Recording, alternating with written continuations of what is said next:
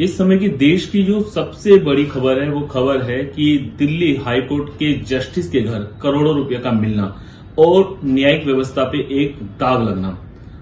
हालांकि supreme court के द्वारा जज साहब को इलाहाबाद हाईकोर्ट के लिए उनका तबादला कर दिया गया, लेकिन वकीलों में रोष है, देश के लोगों में रोष है।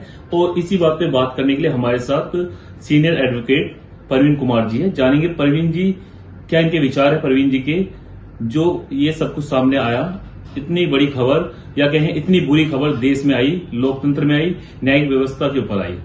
परवीन जी। मुकेश जी, न्यायपालिका में भ्रष्टाचार व्याप्त है, वह दिन पर दिन बढ़ रहा है। इस तरह के संकेत कई बार हम लोगों के सामने आते रहे हैं। इससे पूर्व भी जो है कई मामलों में इस तरह का आचरण देखा गया, लेकिन इतने स्पष्ट रूप में कि एक हाईकोर्ट जस्टिस के बंगले पर नोटों की बोरियां जो है आपका मिलती हैं और न्यायमूर्ति साहब कहते हैं कि मुझे नहीं मालूम कि ये कहां से आ गई, कैसे आ गई। तो ये बहुत ही आपका एक उसको कहिए कि न्यायपालिका को हतप्रभ करने वाली, देश के लोगों को आपका जो है अचंभित करने वाली और न्याय की उम्मीद को तोड़ने वाली घटना है। और जस्टिस वर्मा जो है वो इस तरह के उसको कहिए कि ये जो उनके ऊपर आरोप आया है उससे इतनी साफगोई से बचकर नहीं निकल सकते। अच्छा सर, न्यायिक व्यवस्था सबसे ऊपर न्यायालय है। पूरा देश को ये पीड़ित व्यक्ति होता है, न्यायालय की तरफ जाता है जी। और ये एक एक्सीडेंटल था। जी जी बिल्कुल। कोई बिल्कुल। जांच एजेंसी नहीं थी, कोई कुछ नहीं था, ये कहा जाए एक्सीडेंटल था या कहें कुदरत का खेल था। कहते हैं कर्मा का फल होता है ये सब कुछ सामने आया। ऐसे तो कई सीनियर जजेस हैं, तो इनकी जांच कौन करेगा?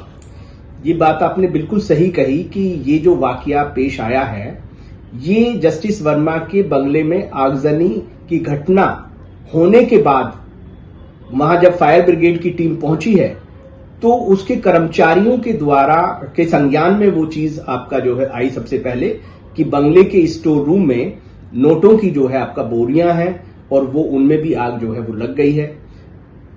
ये जाहिर करता है कि अगर आपका वो आग ना लगती तो भाई आप कहां से आया वो पैसा, बिल्कुल कैसे आपका उसकी जानकारी सिस्टम को, सुप्रीम कोर्ट को या किसी को भी जनता को कहां से वो हो जाती। तो इस तरह के किस्से जो है या इस तरह की जो आपका आचरण है, जो संदिग्ध आचरण है, वो व्यापक स्तर पर फैला हुआ है।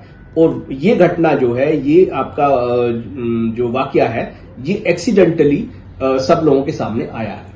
अच्छा, इस सब के बावजूद जो सुप्रीम कोर्ट है, जो उनका कॉलेजियम है, मात्र ट्रांसफर कर देता है। क्या मजाक है? मतलब ये देश के साथ या न्यायालय खुद अपने साथ एक मजाक है?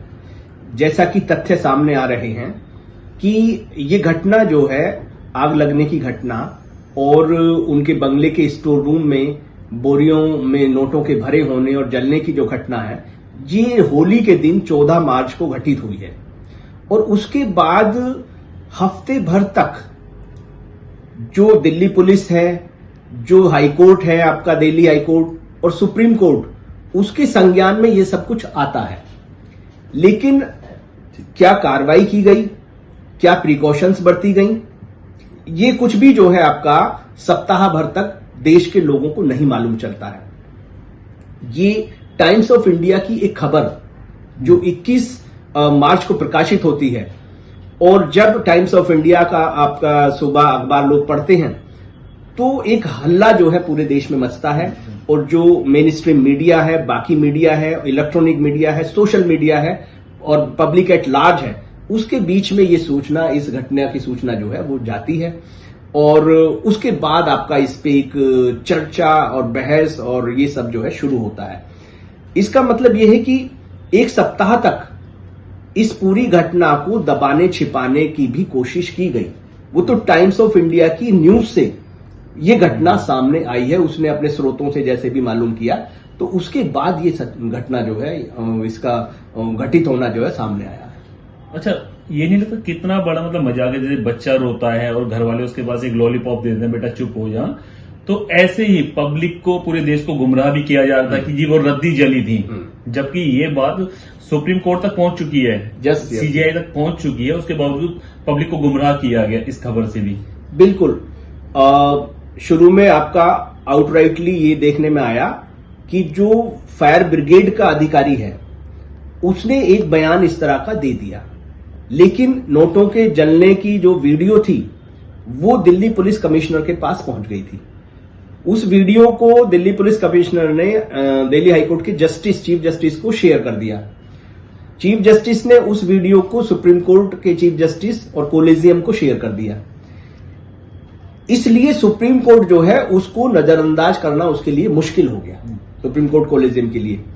और फिर फायर ब्रिगेड के जो अधिकारी है उसका बयान भी जो है वो रफा दफा किया गया और सुप्रीम कोर्ट कोलेजियम ने यशवंत वर्मा के खिलाफ एक जांच कमेटी जो है वो गठित की कि भाई आपका जो है जो प्रोसीजर है, और उसमें आपका जो पंजाब एंड हरियाणा हाईकोर्ट के चीफ जस्टिस और हिमाचल प्रदेश के चीफ जस्टिस और कर्नाटका हाईकोर्ट के एक जस्टिस को आपका शामिल करते हुए 3 जजों की एक जांच कमेटी बैठाई है। अब वो जांच कमेटी अपनी जांच कर रही है। उसकी जांच रिपोर्ट आने के बाद फर्दर जो है सुप्रीम कोर्ट कोलेजियम जो है आगे का डिसीजन लेगा।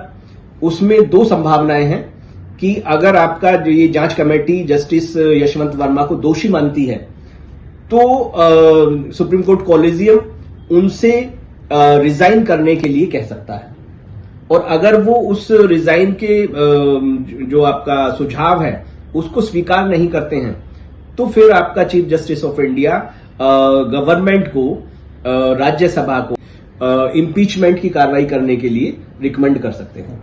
अच्छा, इस सब के साथ जैसे अभी वर्तमान में भारत सरकार है, बीजेपी सरकार है देश में है, इनके सहयोगी दलों के द्वारा भी जी, क्या सरकार को इसमें इंटरप्शंस नहीं करना चाहिए? इनके लिए कोई समिति गठित नहीं करनी चाहिए? यहां पे मैं ये थोड़ा सा बताना चाहूंगा कि हमारे गवर्नेंस के जो आपका पार्ट हैं वो 3 पार्ट हैं, लेजिस्लेचर, एग्जीक्यूटिव और जुडिशरी। तो हमारे संविधान निर्माताओं ने जुडिशरी को इंडिपेंडेंट रखने की कोशिश की और उसके लिए ये आपका प्रोविजन किए कि भाई गवर्नमेंट जुडिशरी को सीधे अपने कंट्रोल में ना ले ले।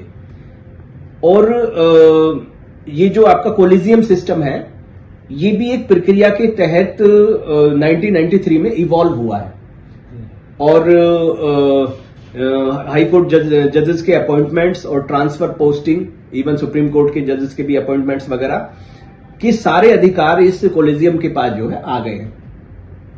अब जो प्रोसीजर एग्जिस्ट कर रहा है, गवर्नमेंट सीधे उसमें आपका इंटरफियर नहीं कर सकती। तो अभी प्रोसीजर यही है कि 2014 में ये प्रोसीजर आपका इवॉल्व हुआ है कि किसी हाई कोर्ट या सुप्रीम कोर्ट के जज के खिलाफ अगर कोई शिकायत है तो उसके लिए आपका एक जांच जो है पहले बिठाई जाएगी और कोई इंडिपेंडेंट जो एजेंसी है जैसे आपका ईडी है या सीबीआई है या गवर्नमेंट जो है वो अब सीधे उसके खिलाफ जो है जांच नहीं बिठा सकती और ना ही कोई कार्रवाई कर सकती है। तो अभी जो कुछ भी चल रहा है वो प्रोसीजर के आपका जो प्रोसीजर अब तक डेवलप हुआ उसके तहत ही चल रहा है। गवर्नमेंट सीधे आपका एक्शन नहीं ले सकती।